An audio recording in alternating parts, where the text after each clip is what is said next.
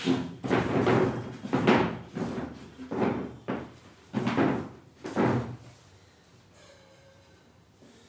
राधे। आइए आज तृतीय स्कंद के 31वें अध्याय पर चर्चा करते हैं। मनुष्य कुटुंब का भरण पोषण करते हुए वृद्धावस्था में सबके द्वारा उपेक्षित होकर बहुत दुख पाकर देह को त्यागता है। फिर न जाने किन किन योनियों में भटकते हुए, शास्त्रों में तो कहा गया है कि 84 लाख योनियों में भटकने के बाद तब जाकर मनुष्य योनि का अवसर मिलता है। तो अब यहाँ कहते हैं, कर्मणा दैव नेत्रेण जंतुर्देहोपपत्तये श्रिया प्रविष्ट उदरम पुंसोरेतकणाश्रय। यानी दैव नेत्रेण, भाग्य से प्रेरित होकर, और जंतु वो जो जीवात्मा है, देह उपपत्तये, मनुष्य का देह प्राप्त करने के लिए, पुंसरेतकणाश्रय, पिता के वीर्य के कण का आश्रय लेकर, पिता के वीर्य का आश्रय लेकर माँ के गर्भाशय में प्रवेश करता है। और कहा कि एक रात्र में वो कललम, छोटी सी बूंद के समान होता है। और पंचरात्रेण, जब 5 रात बीत जाते हैं गर्भाधान के, तो बुद्बुदम, बुदबुद कहते हैं, जैसे बारिश में कोई पानी आ जाए तो उसमें फफोला सा उड़ जाता है पानी का, गैस का, तो उतना बड़ा हो जाता है 5 रात में। और दशाहेन, जब 10 दिन बीत जाते हैं तो करकंदु, बेर के फल के बराबर होता है वो शरीर। और ततः परम, फिर मांस पेटियां बनने लगती है। 1 महीने के बाद सिर बनना शुरू होता है। और द्वाभ्याम, 2 महीने के बाद बाहु, अंग्री आदि जो हाथ है, पैर है, अंगों का निर्माण शुरू हो जाता है। और कहते हैं, नख लोमास्ति चर्माणि लिंग छिद्रोद्भव स्त्रीभि। नाखून है, चर्म है, और छिद्राणी मने इंद्रियों के छिद्र हैं, और पुरुष है या स्त्री है, ये लिंग उद्भव यानी चिन्ह भी प्रकट हो जाते हैं। स्त्री और पुरुष के चिन्ह 3 महीने के बाद प्रकट हो जाते हैं। इस प्रकार से 4 महीनों के बाद शरीर में धातु का निर्माण होता है। 5 महीने के बाद बच्चे को भूख लगना शुरू हो जाता है। और षड भी, जब वो बच्चा गर्भ में 6 महीने का होता है, तो कहते हैं धातव, तो 7 धातु उसमें पैदा हो जाते हैं। और कुक्षो भ्रामति दक्षिणे, माँ के दाईं कोख पर बच्चा थोड़ा गति करने लगता है 6 महीने के बाद। और माँ अगर कड़वा, ज़्यादा नमक, ज़्यादा मिर्च वाला खाएगी तो उससे बहुत ज़्यादा बच्चे को पीड़ा होती है। यहाँ पर भगवान कपिल कहते हैं, मूर्छा मापनो त्युरुक्लेश तत्रत्यै क्षुदितैर्मु। तो वहाँ पर कीड़े भी काटते हैं, और माँ के खाए हुए तीव्र मन तीखे भोजन से उसको पीड़ा होती है। सर्व अंग उत्थित वेदन, पूरा शरीर जलने लगता है बच्चे का। इस प्रकार से तो बड़े कठिन से गर्भावस्था उसकी बीतती है। तो धीरे धीरे जब वो 8-9 महीने का हो जाता है, तो कहते हैं उसको पूर्व जन्म का स्मरण हो जाता है, वो ऋषि तुल्य हो जाता है। ऋषि कहते हैं क्रांत दृष्टा।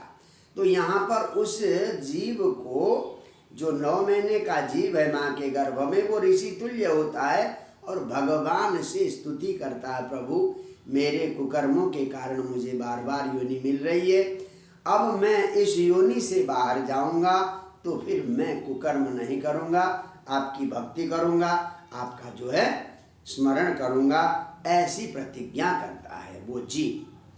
देखिए, ये नेदृशिं गतिमसौ दशमास्य ईश संग्राहित पुरुदयेन भवादृशेन स्वेनैव तुष्यतु कृतेन स दीननाथ को नाम तत्प्रतिविना जलिमस्य कुर्यात्। हे भगवान, आपने दया करके अब मनुष्य योनि में गर्भ में स्थापित किया है। आप अपने ही कर्मों से संतुष्ट हो। हमने तो कोई ऐसा सत्कर्म किया नहीं है कि जो हमारे कर्मों से आप संतुष्ट होंगे। इस प्रकार से हाथ जोड़ता है और फिर दोबारा भगवत प्राप्ति के लिए प्रयास करने की प्रतिज्ञा करता है। इस प्रकार से जब जन्म का समय होता तो प्रसूति मारुत से, प्रसूति वायु से धक्का देकर वो बच्चा पैदा लेता है। कैसा पैदा होता है देखिए। पतितो भूव्य श्रृंगमूत्रे भिष्टा भूरिव चेष्टते। जमीन में गिरा हुआ है और गंदगी पेशाब आदि और जो है द्रव है वो उसमें गिरा हुआ है। यानी कीड़ों की तरह हाथ पैर चलाकर रोरुयति गते ज्ञाने। गर्भ में जो उसे कई जन्मों का ज्ञान था वो सारा ज्ञान समाप्त हो गया। इसलिए बच्चा पैदा होते ही रोना शुरू कर देता है। ये कपिल मुनि कह रहे हैं। अब वो क्या है, सात अशुचि पर्यंके, ऐसे गंदे मैले कपड़ों में सुलाते हैं। बेचारे को कीड़े काटते होंगे, मच्छर काटते होंगे, खटमल वगैरह काटते होंगे, अपने शरीर को खुजला भी नहीं सकता। तुदंत्यात्मदंसम धंसा, तो उसकी मुलायम मुलायम त्वचा को कीड़े मकोड़े काटते हैं। और उदंतम विगत ज्ञानम, रोता है, ज्ञान नहीं होता बेचारा, न तो करवट ले सकता है न खुजला सकता।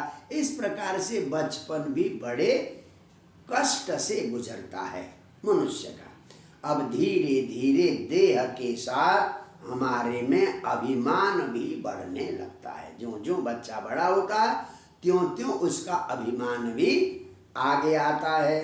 सहदेन मानेन वर्धमानेन मन्युना करोति विग्रहम कामी कामेष्वन्ताय चात्मनो। अब धीरे धीरे अभिमान भी बढ़ता है देह के साथ और क्रोध भी बढ़ जाता है। फिर वो कामी, वो वासना की ओर प्रवृत्त होता है। और उसकी वासना की प्रवृत्ति में अगर कोई व्यवधान डालेगा तो लड़ना भिड़ना, आजकल कॉलेजों में यही होता है, तो प्रेम के चक्कर में, वासना के चक्कर में एक दूसरे पे आरोप प्रत्यारोप और लड़ाई तक करते हैं। तदर्थम कुरुते कर्म यद्बद्धो याति संस्कृति, उसके लिए प्रयास करता है जिसमें बंधने के बाद मनुष्य संस्कृति याति, जन्म मरण के चक्कर में पड़ जाता है। तो यहाँ पर क्योंकि वैराग्य का उपदेश दे रहे हैं तो कहते हैं अगर वासना की ओर हम लोगों की प्रवृत्ति हो गई तो हमारे अंदर जो सत्य है, शौच है, दया है, या लज्जा है, क्षमा है, कीर्ति है, सारी धूमिल हो जाती है। अगर हमारी प्रवृत्ति वासना की ओर प्रवृत्ति हो गई तो इस प्रकार से तो संयम न कुर्या सोचेसु योषित क्रीड़ा मृगेशु।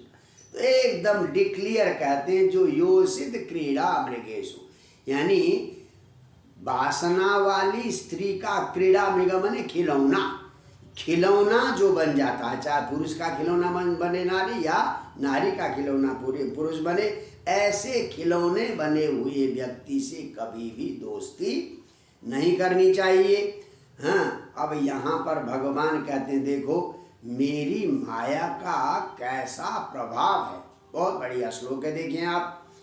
बलम में पश्य मायाया स्त्रीमय्या, बलम में पश्य मायाया स्त्रीमय्या जैनो दिशाम या करोति पदाक्रांतान भ्रूविजृंभेण केवलम। मेरी माया के ताकत को तो देखो। कहते कौन सी माया? स्त्री मैया, नारी मई, सुंदर नारी रूपी जो मेरी माया है तो उसकी ताकत कैसी है? कहते हैं जो भ्रू विजृंभेण, केवल आँखों को मटकाकर, केवल आँखों को मटकाकर बड़े बड़े जैना दिशा विशा विदिशा को जीतने वाले बड़े बड़े सूरमाओं को, बड़े बड़े वीर को भी पदाक्रांतान कुरुते, पैरों में गिरा देती है। ये वासना रूपी माया का ऐसा प्रभाव है। तो यहाँ पर मनुष्य को वासना का कीड़ा न बन के आत्मोद्धार के लिए सजग रहने की और आत्मचिंतन के लिए ज़्यादा से ज़्यादा प्रयास करने की सलाह दे रहे हैं भगवान कपिल देव। जय जय श्री राधे।